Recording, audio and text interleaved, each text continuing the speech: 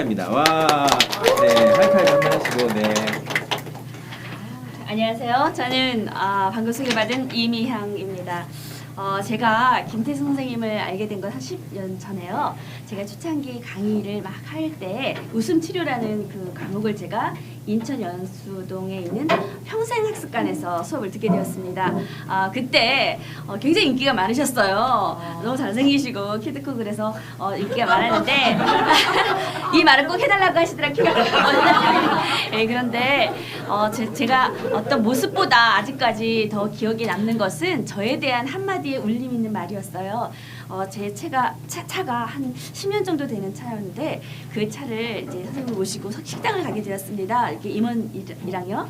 그런데 제 차가 막 이렇게 창문도 안 되고 뭐 안에도 굉장히 지저분하고 덜덜덜거리고 굉장히 좀 많이 창피할 정도로 그 정도였는데 아유 차가 이런데 선생님 죄송해요 그랬더니 김태선 선생님께서 이렇게 말씀하시는 거예요. 차가 좀 고물이면 어때요? 사람이 명품이면 되지. 이렇게 말씀을 하셨어요. 네, 그래서 그 울림 있는 그 한마디가 오늘의 제가 여기 있지 않나 이런 생각도 해봅니다. 저는 17년 차 강의를 하고 있는 이미향입니다. 그런데요, 항상 저의 이름 세 글자를 가지고 삼행시를 짓습니다. 저의 이름 운을 띄워주세요. 이 세상에서 미소가 멋지고 향기 나는 이야기를 전하는 저는 스토리텔러 이미향입니다. 네, 정말 감사합니다. 제가 항상 소통에 대한 강의를 할 때 꼭 이렇게 말씀을 드립니다. 소통이라는 것은 쌍방이 이렇게 움직여야 되는 거잖아요. 일방적인 게 아니잖아요. 그런데 그 시작은 반드시 미소입니다. 미소입니다. 네, 도산 안창호 선생님께서 일제시대 때 미소운동을 펼치셨습니다. 정말 일제치하 때 너무나 어려운 상황 속에서 아니 웃음에 나와야 웃죠. 다들 이렇게 반감을 했습니다. 아니 이렇게 반응이 뜨겁습니까? 예, 그런데 도산 안창호 선생님께서 미소운동을 이렇게 세 가지 지침을 딱 내리셨어요. 그래서 마을 어귀마다 나무에다 이렇게 적어서 이렇게 사람들이 다 볼 수 있게 그렇게 행동하게 뭐라고 적어주시냐면요. 첫 번째 어른 그러니까 노인은 벙그레 웃어라. 그게 첫 번째 문장입니다. 노인은 벙그레 웃어라. 그럼 젊은이는 빙그레 웃어라. 노인은 벙그레, 젊은이는 빙그레. 그 다음에 아가들은 뭐라고 해요? 방그레. 그렇죠. 벙그레, 빙그레, 방그레 웃어라. 그게 바로 미소 운동입니다. 저는 여러분과 함께 이 시간이 정말 얼굴뿐만이 아니라 마음도 웃을 수 있는 그런 시간이 되었으면 좋겠어요. 마야 안젤로가 이렇게 말을 합니다. 당신이 한 행동과 말은 기억 안 날 수도 있다. 먼 훗날 당신이 한 말과 행동은 먼 훗날에도 기억이 안 날 수 있다.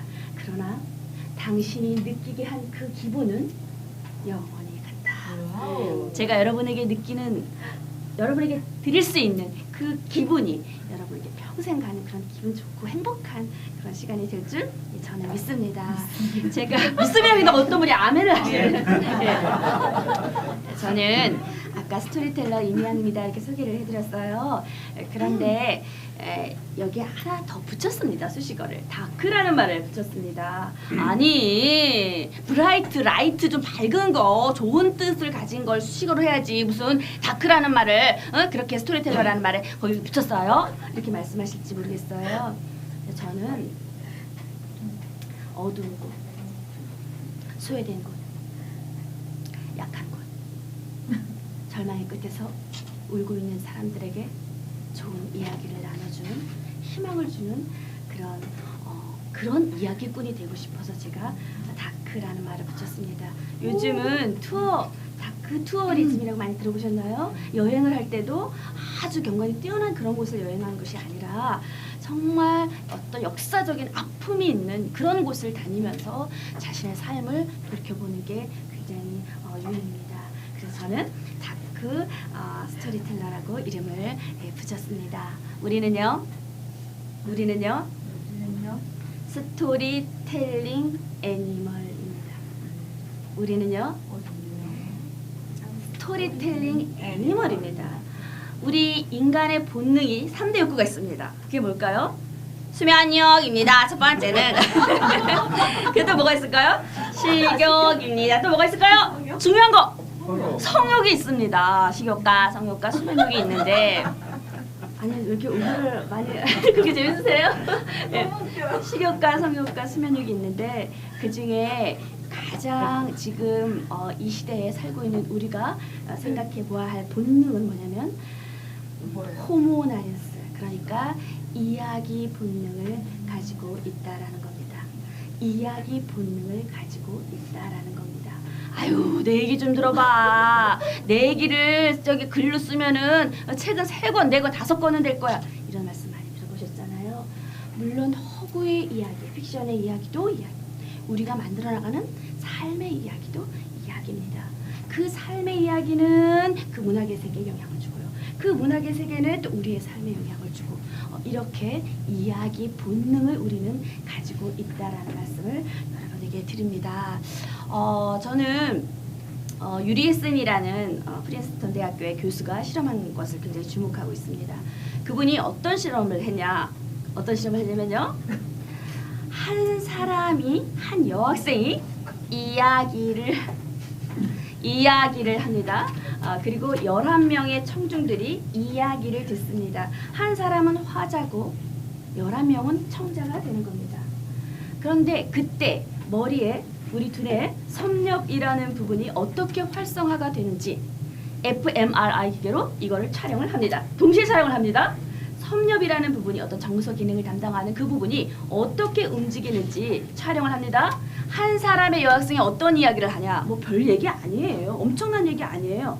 그냥 일상의 이야기입니다. 있잖아, 무도회 갔는데 어떤 남자를 만났는데 너무 잘생겨가지고 그 남자한테 막 얘기하고 싶었는데 그 남자가 말하시, 아우 나 너무 속상했어. 그냥 이런 얘기합니다.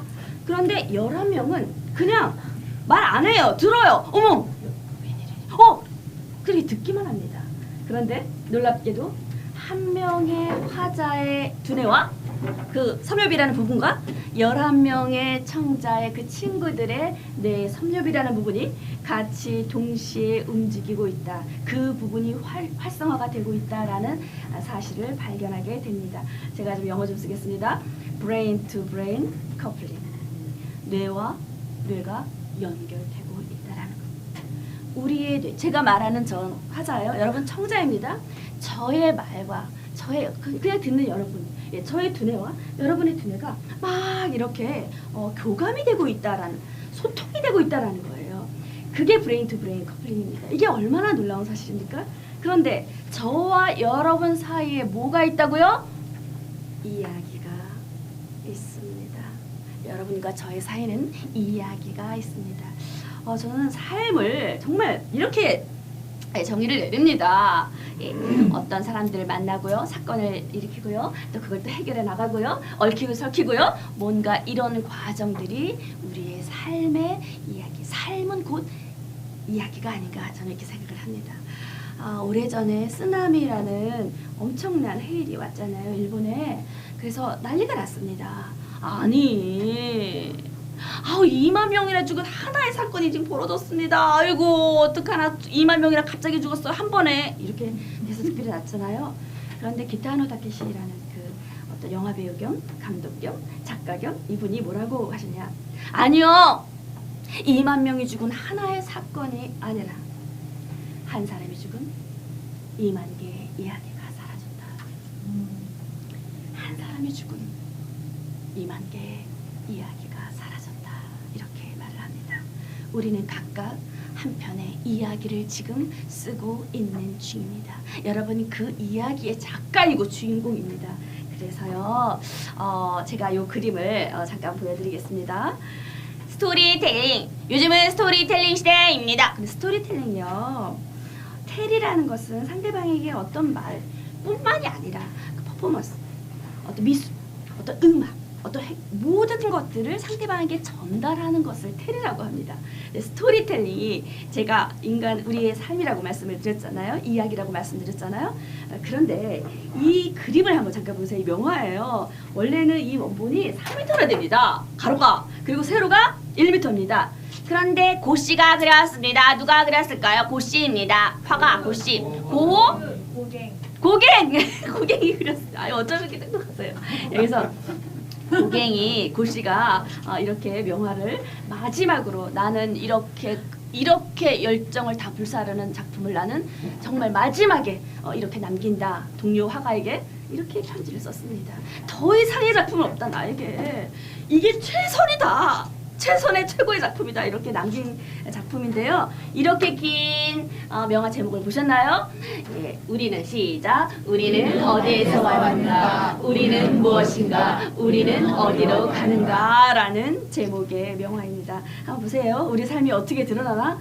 우리 아가로 태어났습니다. 그죠? 아가로 태어났어요? 그런데 여기 누가 있나요? 엄마가 누군지 몰라요. 이거는 한 아이를 키울 때 그냥 엄마 한 사람이 키우는 것이 아니라 공동 육아를 해야 된다. 이런 메시지를 담고 있습니다. 예, 그리고 좀 뭔가 이렇게 막 따고 있죠. 예, 따고 있는 것은 지금 활동하고 있는 우리 일하고 예, 공부하고 놀고 뭔가 활동하는 지금 현재 우리의 모습을 말하는 겁니다. 예, 그리고 어떤 신적인 영적인 존재가 또 있잖아요. 그게 뭐 기독교이든 뭐 불교든 그죠? 예, 어떤 영적인 세계 종교를 가지고 있다라는 거고요. 이제 마지막에 중요합니다. 맨 마지막에 검은 피부의 노인이 보이죠. 노인이 보이는데 이 삶의 이제 끝자락에 왔습니다. 아이고 나 이제 다 살았어. 나 이제 다 살았어. 이제 나 이제 죽을라면 남았어. 이제 무덤에 들어갈라면 남았어. 근데 이분이 검고 쭈글쭈글 뭔가 피부가 이렇게 늘어지고 그런 상황에서 인상을 팍 씁니다. 한쪽을 가리면서요. 그런데 한쪽은 살포시 쫙 펼칩니다. 한쪽 부분은 쫙 자신의 모습을 눈을 동그랗게 뜨고 이렇게 한 얼굴에 두 가지의 어떤 그런 표정이 들어가 있잖아요. 이건 무엇을 말하는 걸까요? 왜 한 표정은 이렇게 가리고 인상을 쓰고 있고 한편은 그렇게 뭔가 또 다른 얼굴로 이렇게 펴고 있을까요? 살아있는 한 우리는 희망을 버려서는 안 됩니다. 살아있는 한 죽을 때까지 우리는 희망이라는 끈을 놓아서는 안 된다는 메시지를 담고 있습니다. 저는요, 선생님,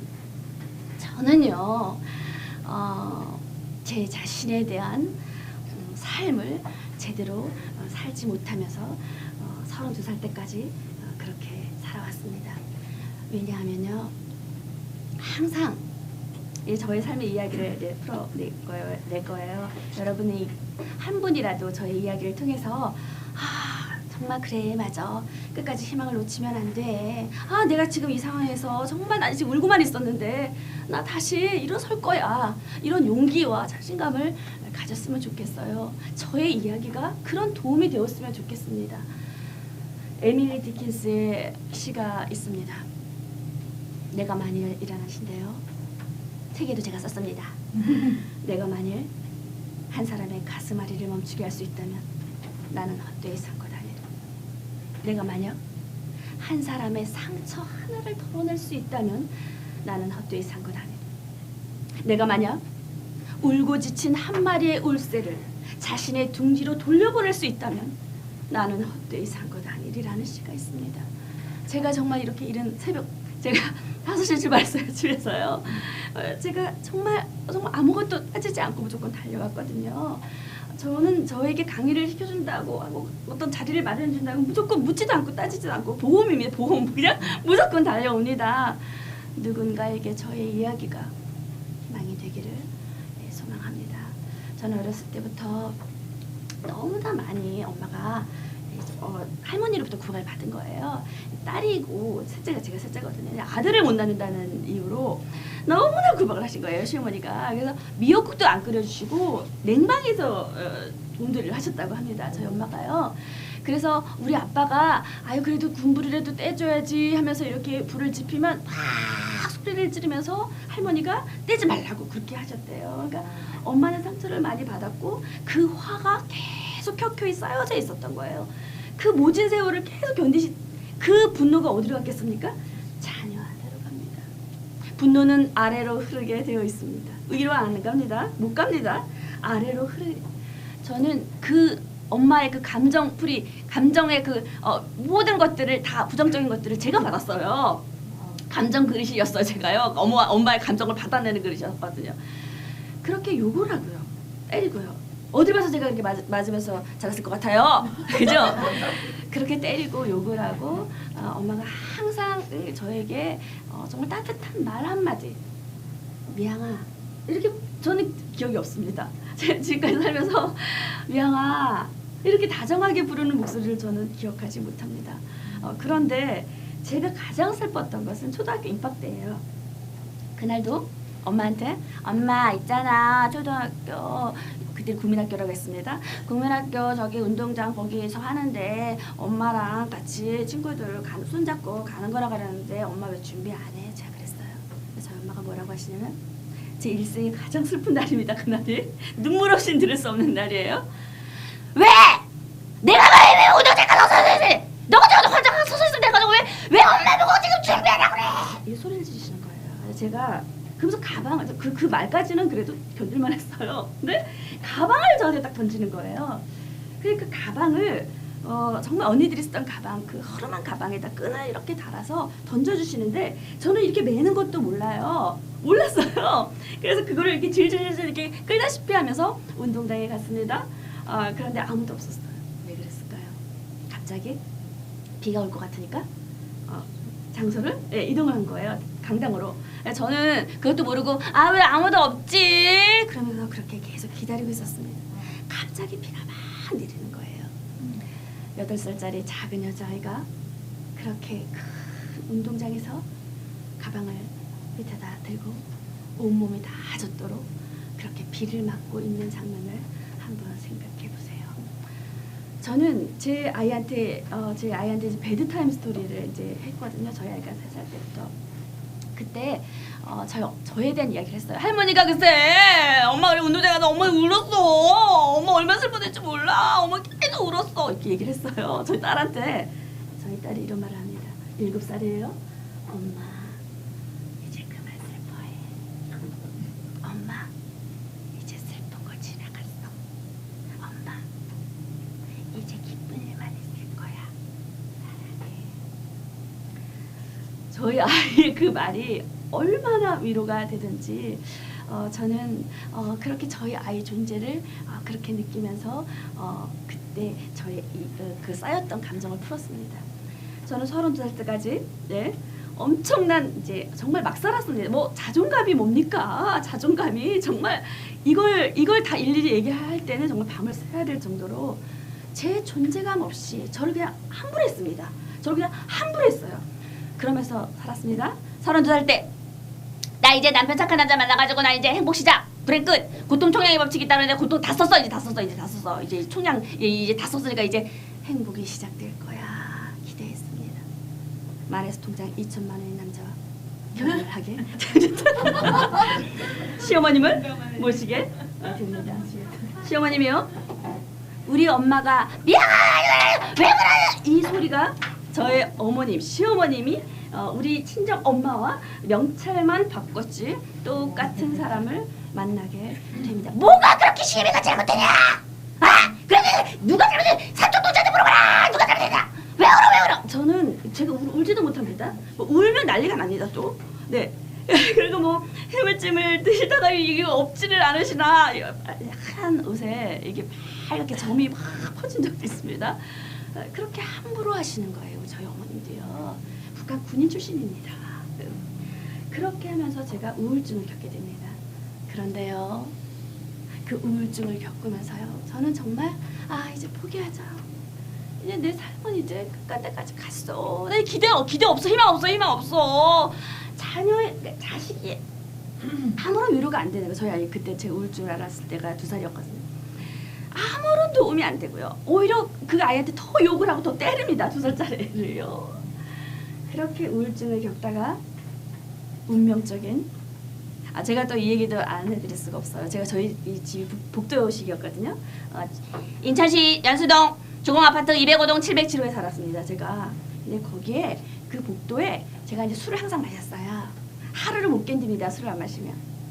그때 당시에 키친 드렁커라는 신조어가 나오기 시작합니다. 제가 키친 드렁커 원조입니다. 원조가 얼마나 중요해요. 그래서 술을 마시고 그 복도를 다닙니다. 있잖아요. 이야기 본능이 있습니다. 우리는. 내 이야기 좀 들어봐. 나 이렇게 힘들었어. 나 이렇게 외로워. 이런 이야기 본능이 있거든요. 제가 그 복도를 다니면서 사람들한테 얼굴이 빨개 상태에서 또 머리띠는 또 왜 이렇게 합니까? 그래서 머리띠를 쫙 올린 상태에서 다니면서 있잖아요. 우리 집에 가서 얘기 좀 들어. 저는 얘기 하면 안 돼요. 저 우리 집에 아무도 없는데요. 얘기 좀 하다 가면 안 돼요?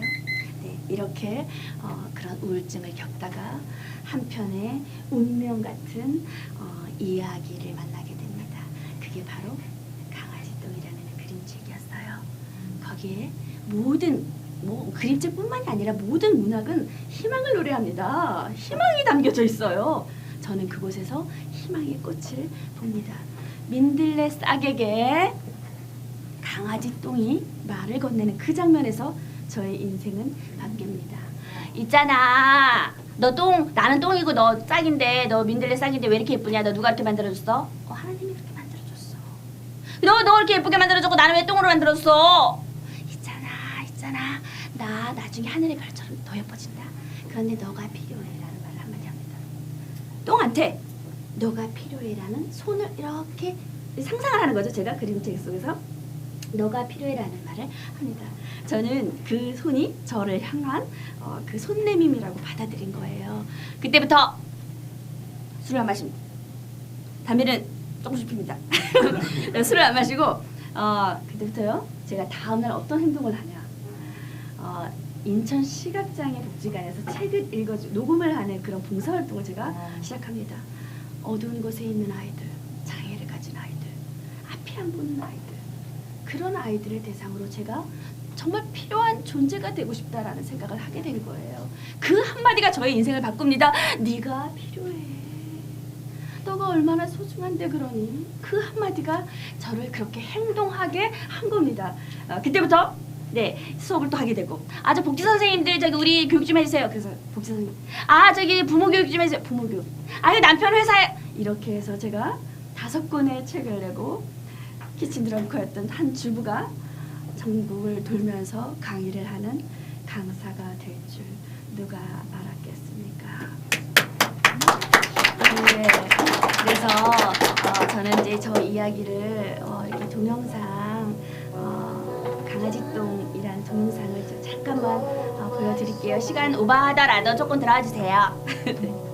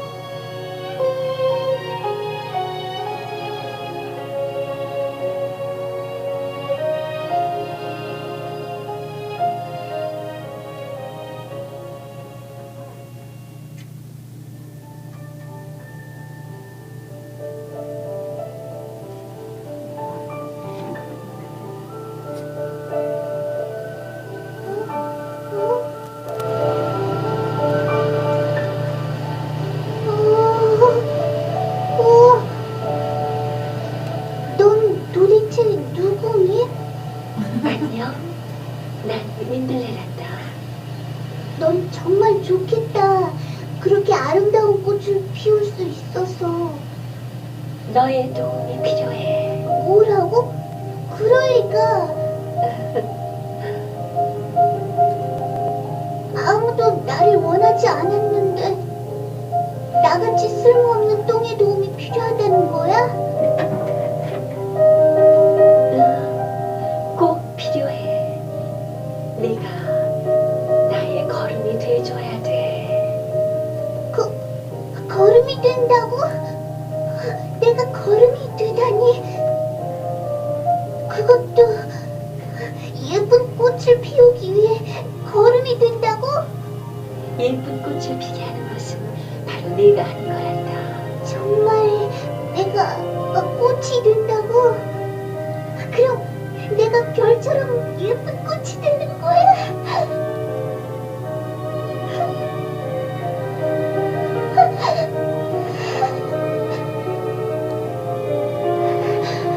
그럼 내가 너의 살이 되어줄게.